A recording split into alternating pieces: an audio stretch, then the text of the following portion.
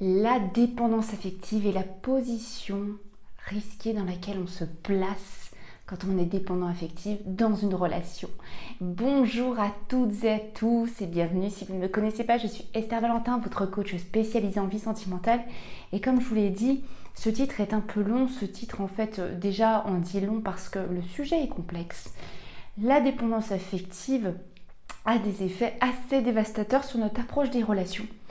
Et elle nous met dans une position très inconsciente dans notre rôle, en fait, dans notre position face au partenaire amoureux, dans la relation tout simplement. Et c'est ce que je veux vous expliquer, c'est ce que je veux vous apprendre à travers cette vidéo, parce que tout ce qu'on apprend vis-à-vis de la dépendance affective nous permet nous-mêmes de nous observer différemment. C'est cet apprentissage et cette meilleure compréhension des fonctionnements de la dépendance affective qui nous permet de nous observer avec du recul. Et donc, et c'est là tout le but, d'aller vers un fonctionnement beaucoup plus sain et beaucoup plus épanouissant. Donc, je vais vous expliquer tout de suite ce que je vais aborder comme position. Déjà, je vais vous demander, est-ce que vous connaissez le triangle de Karpman? Le triangle bourreau, victime, sauveur.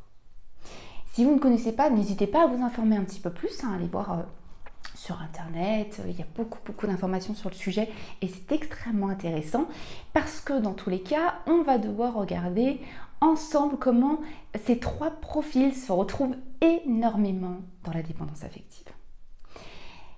Comprenez bien que bourreau, victime, sauveur, c'est pas j'arrive dans la relation en bourreau ou victime ou sauveur et j'y reste. Ces trois places peuvent se retrouver dans une même conversation. Je pourrais vous donner l'exemple, vous êtes en train de parler à quelqu'un, vous avez envie qu'il vous comble inconsciemment et vous dites oui, t'es jamais là, je me sens seule. Position de victime, j'ai besoin que tu répondes à ma demande. Et vous avez quelqu'un qui vous répond peut-être parce qu'il n'en peut plus, peut-être parce qu'il y a eu trop de demandes. Non mais attends, on fait plein de trucs ensemble, je suis toujours là, ça te suffit jamais assez. Position de bourreau. Ou, autrement, je suis désolée, c'est vrai, je vais essayer d'être là plus pour toi, mais tu sais, moi aussi, j'ai besoin de temps pour moi, pour... Ça peut paraître sain comme ça, mais regardez comment la personne s'est mise d'abord en position de sauveur et ensuite de victime. Je vous fais un cas, vraiment c'est un exemple qui tombe sur le coup, mais c'est vraiment pour comprendre.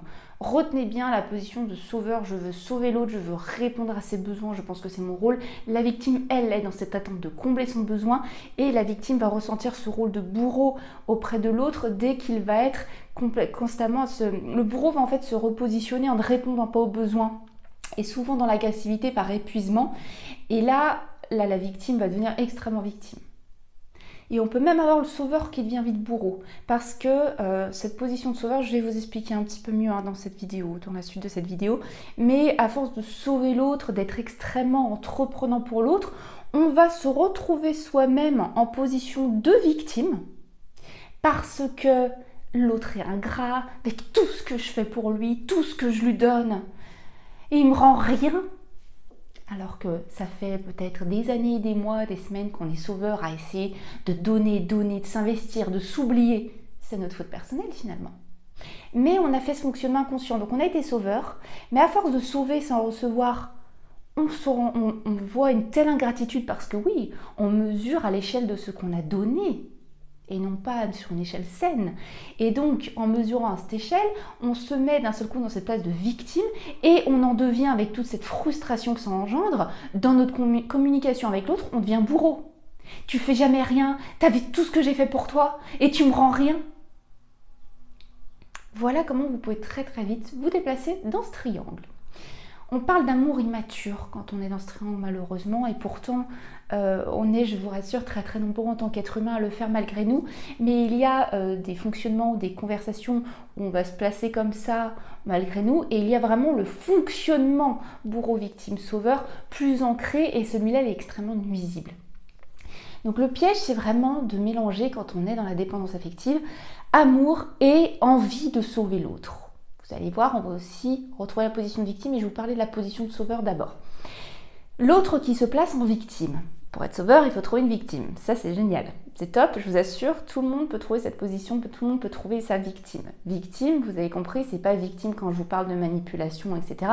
C'est vraiment la personne qui se positionne en victime et qui a besoin d'être comblée. Donc, le sauveur, s'il est sur, on est sur une personnalité à tendance dépendance affective, on va faire comme ça d'un seul coup appel à notre envie de sauver l'autre, et donc l'autre qui se place en victime, comme je vous l'ai dit, je vous parle de victime dans le besoin de l'autre, besoin de la présence constante, besoin de trouver la personne qui réglera tous ses problèmes à sa place, la personne qui enfin va le rendre heureux alors qu'il n'a jamais pu l'être seul. Ça, c'est une position de victime. Et ça va vraiment résonner pour le dépendant affectif de « je vais pouvoir sauver l'autre ».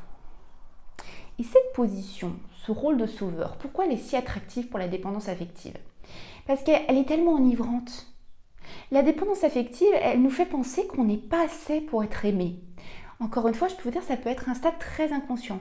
Je ne suis pas assez pour être aimé, et donc ça va nous donner envie de combler l'autre. Parce qu'en comblant l'autre, on va se sentir enfin celui ou celle qui va apporter tellement à l'autre. Donc vous comprenez, on n'arrive pas dans la dépendance affective à uniquement se satisfaire d'être aimé parce qu'on existe. Donc on va être dans cette surtendance à trop donner. Pourquoi? Parce que je vais être la personne qui va lui rendre les choses différentes. Je vais être la personne qui va tellement lui donner. Je vais être la personne qui va lui transformer sa vie. Je vais même être la personne qui va le changer. C'est une position de sauveur, ni plus ni moins. En fait, on a envie d'apporter à l'autre. On veut vivre à travers le fait qu'on apporte à l'autre. Et finalement, dans ce fonctionnement-là, qu'est-ce qui se passe? On se fuit soi-même. En se disant que c'est de l'amour, ni plus ni moins. Parce que nous apportons à l'autre, enfin nous existons.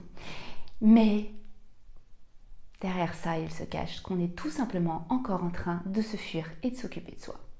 Et d'apprendre le véritable amour soi-même pour être aimé et accepter d'être aimé, comprendre l'amour de l'autre sain parce qu'on sait s'aimer.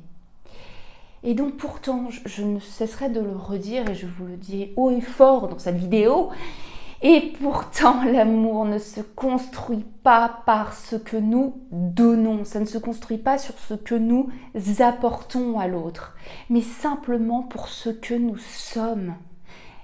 Je sais que ça peut sembler, cette phrase me semble si profonde, mais peut-être qu'elle vous paraît peut-être encore un peu intouchable, incompréhensible, parce que vraiment quand on est aimé pour qui on n'est pas dans cette démesure de donner et de surinvestir, donc de créer aussi beaucoup de déséquilibre dans sa relation amoureuse.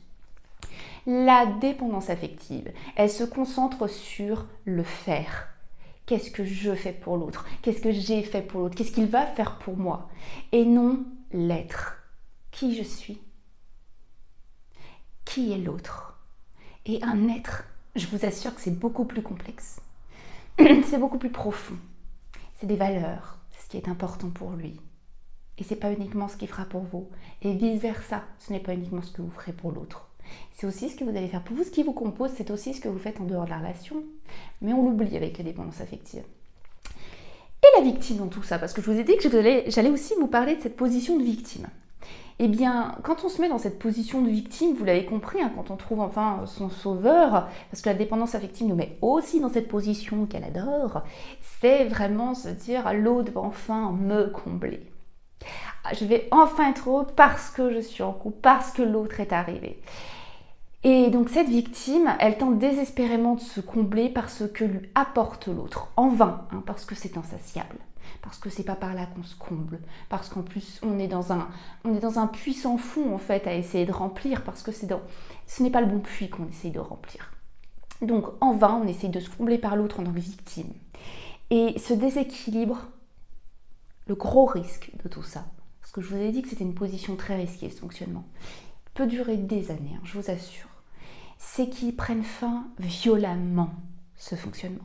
Mais vraiment violemment. Pourquoi? Parce que À un moment, une victime va en avoir marre d'être en position de victime parce que, comme je vous l'ai dit, ça met une relation très déséquilibrée. Il est en demande de l'autre, il a besoin d'être sauvé par l'autre, il a besoin d'être comblé par l'autre.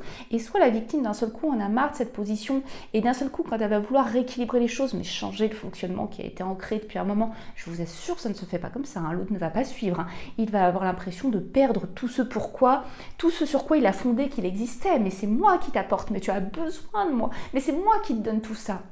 Et vice-versa. La position de victime, elle, ça peut prendre fin violemment parce que, comme je vous l'avais expliqué en début de vidéo, en tant que victime, il y a un moment, on va avoir toujours ses besoins supplémentaires, tu ne réponds pas à mes besoins et la victime elle-même va devenir bourreau. Et voilà, je vous le fais bref parce que ça peut être très très long. Et vous voyez très très vite comment la victime va devenir bourreau, ou le sauveur lui-même va repasser en victime avant de repasser aussi bourreau. Bref, c'est une position, c'est un triangle à risque. Et tout ce que je vous ai dit là s'éloigne profondément de l'amour sain et serein, tranquille, zen, doux, apaisant et donc extrêmement puissant dans le quotidien. C'est un des fonctionnements extrêmement complexes de la dépendance affective. Et le but de tout ça, c'est vraiment d'en sortir pas à pas pour ne plus rentrer dans ce fonctionnement qui, dans tous les cas, prendra fin violemment. Dans tous les cas, vous aura laissé un profond sentiment de relation déséquilibrée. Dans tous les cas, ce ne sera pas quelque chose qui vous comble d'une manière saine et, comme je vous l'ai dit, durable. C'est quelque chose qui s'épuise, c'est quelque chose qui nous épuise. C'est comme si on espérait que notre maison tienne sur 4 tout petits bouts de bois. Et ça va tenir un temps, mais ça va s'effondrer. Et quand ça va s'effondrer, ça va faire mal. Donc autant revoir tout de suite ces 4 petits bouts de bois et remettez une dalle solide, remettez-moi des fondations en béton. Et ça, c'est qu'entre vos mains. Et si je vous parle de tout ça, c'est pour vraiment que vous vous reposiez ces questions. C'est vraiment pour vous dire, mais comment je fonctionne? Est-ce que je l'aime pour ce qu'il est? Est-ce que moi, j'ai une tendance à être aimée pour ce que j'apporte? Est-ce que mon surinvestissement n'est pas un petit peu cette position où je tente d'exister à travers le fait que l'autre ait besoin de moi?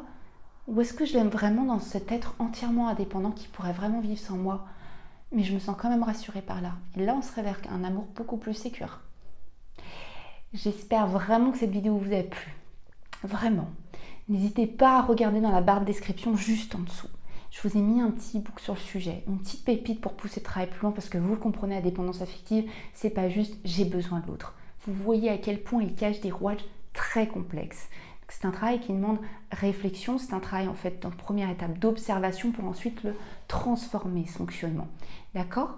Donc n'hésitez pas à pousser le travail après cette vidéo, n'hésitez pas à télécharger cet e-book. Moi vous savez très bien, dans tous les cas, ça me fait très plaisir de vous avoir, de voir vos retours en commentaire, de voir vos retours à travers les likes. C'est pour ça aussi que je vous invite à liker. Je sais aussi que je vous donne du contenu enrichissant et c'est motivant pour continuer. Donc vraiment, je vous dis à très très vite dans une prochaine vidéo. Et oui, il y en aura une prochaine parce que vous le savez, je ne vous lâche pas. À très très vite. Bye bye.